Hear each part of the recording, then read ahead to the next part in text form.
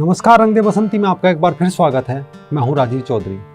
दोस्तों, क्या कभी आप लोगों ने ब्रिटानिया का बिस्किट खाया है? शायद बहुत लोग खाते होंगे। चलो अब अगला सवाल ये है, क्या कभी उस बिस्किट को खाते हुए आपकी धार्मिक भावनाएं आहत हुई? शायद नहीं, क्योंकि हम उस देश के लोग हैं जिनके धार्मिक मंचों से नाराए तकबीर भी गूंज जाए तो सीना ठोक कर बोलते हैं कि क्या फ़र्क पड़ता है, क्या जाता है, हम तो सभी धर्मों में विश्वास करने वाले लोग हैं। मतलब साफ है कि सिर्फ हम ही उस मिट्टी के लोग हैं जिन्हें हजारों साल लुट पीट कर भी कोई फर्क नहीं पड़ता, लेकिन पड़ने वालों को बहुत फर्क पड़ता है। अभी 2 दिन पहले तमिलनाडु में उस समय फर्क पड़ गया जब कन्याकुमारी से कुछ ही दूरी पर एक तिराहे पर भारत माता की मूर्ति देखकर ईसाई मिशनरियों ने शिकायत दर्ज करी कि भारत माता की मूर्ति उनकी धार्मिक भावनाओं को आहत करती है। विडंबना देखिए, तमिलनाडु की पुलिस भले ही किसी और चीज़ की रक्षा करने में चूक जाए, पर धार्मिक भावनाओं की रक्षा बड़ी मुस्तैदी से करती है। इसी कारण पुलिस ने तुरंत मूर्ति को कपड़े से लपेटकर ढक दिया और इसका विरोध करने वाले हिंदुओं को गिरफ्तार कर लिया।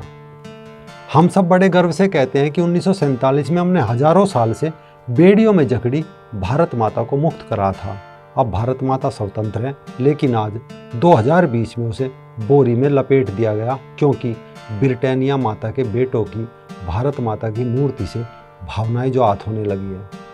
हमें लगता है धार्मिक भावनाएं भी उन्हीं की आहत होती होगी जिनके पास ये होती है, वरना हमारी धार्मिक भावनाएं तो धर्मनिरपेक्षता की भांग के नशे में इतनी बेशरम हो चुकी है, आहत क्या शर्मिंदा भी नहीं होती, क्योंकि हम तो ईसाइयों की धरती माता यानी रोमन साम्राज्य की कुलदेवी ब्रिटानिया के बिस्किट भी बड़े मज़े से चटकारे ले लेकर खाते हैं। ये भारत माता की मूर्ति से भावना आहत होने का आज पहला कोई मामला नहीं है। कोई कहता है हम भारत माता की जय नहीं बोलेंगे तो किसी को मूर्ति ही रास नहीं आई। केवल इतना भर नहीं है, बल्कि भारतीय धराधाम से जुड़े किसी भी त्योहार, उत्सव, महापुरुष से नफरत के पूरे कॉन्सेप्ट को इसे समझिए। कुछ समय पहले रक्षाबंधन पर मेहंदी लगाकर जब कुछ छात्राएं फतेहपुर के Saint Mary's convent missionary school पहुंची तो वहां के ईसाई प्रबंधन ने सभी हिंदू छात्राओं को सजा के तौर पर धूप में खड़ा कर दिया।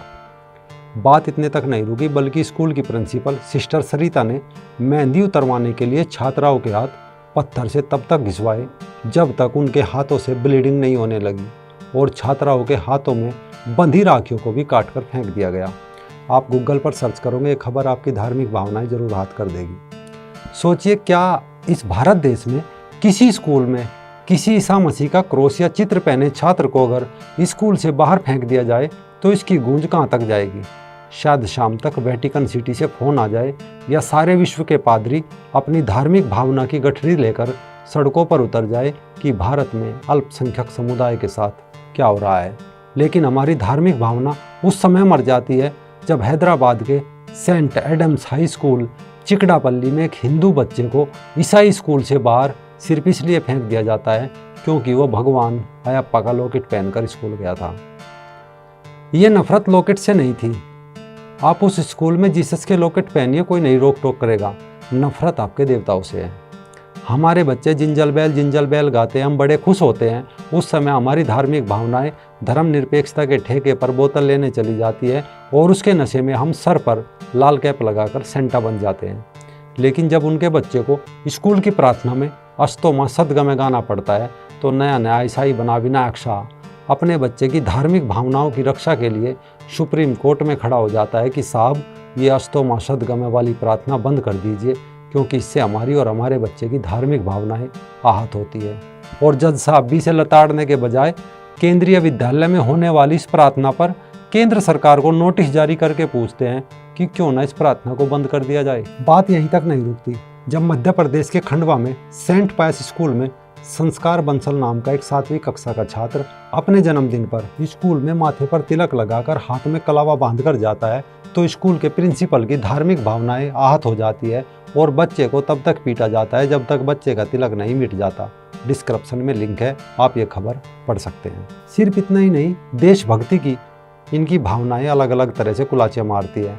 कुछ समय पहले श्रीलंका में हुए चर्च हमले के बाद हमारे देश के चर्च और मिशनरी स्कूलों में वहाँ के मृतकों की आत्मा की शांति के लिए प्रार्थना की गई थी। देखा जाए तो मानवता के लिहाज से इसमें कोई बुराई नहीं है, लेकिन बरेली के bishop Conrad child care school में श्रीलंका के चर्च में हुए आतंकी हमले के विभत्स दृश्य दिखाकर ईसाई समुदाय के अनुसार, उनके धार्मिक रीति रिवाजों के अनुसार शांति पाठ कराया गया।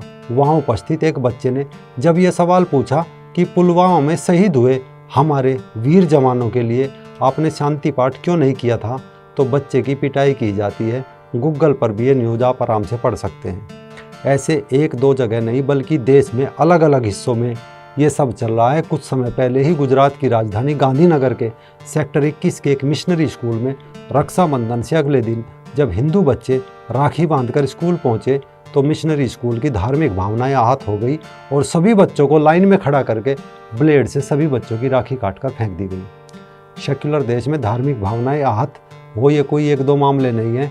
ईसाई मिशनरी स्कूल, कॉन्वेंट स्कूलों से इस तरह की खबरें लगभग रोज आती है जिनमें भारतीय मीडिया बड़ी खामोशी से खबर दबा देती है। हिंदू बच्चों पर तरह तरह के अत्याचार होते हैं। कभी रक्षाबंधन की राखी काटकर फेंक दी जाती है, बच्चे की पिटाई की जाती है, कभी किसी बच्ची को इसलिए मारा जाता है क्योंकि वो अपने त्योहार के दिन मेहंदी लगा कर जाती है, और वे बच्ची अभी फिर अगले दिन स्कूल इसलिए चली जाती है क्योंकि उसी रात खबर का गला घोट कर उसे मौत के दिन सुला दिया जाता है। अब किस्सा समझिए, ये सब क्यों हो रहा है। चौराहे पर भारत माता की मूर्ति से भावनाएं आहत क्यों होती है। राखी, कलावा और मेहंदी से स्कूल में बच्चों को क्यों मारा जाता है। ये सब आज से नहीं हो रहा है। जीसस का लॉकेट पहनने वाले बच्चे को ज़्यादा अंक दिए जाते हैं। हिंदू भगवान के लॉकेट पहनने वाले को मारा पीटा जाता है ताकि वो बचपन से अपने आराध्य देवी देवताओं से नफरत करने लगे।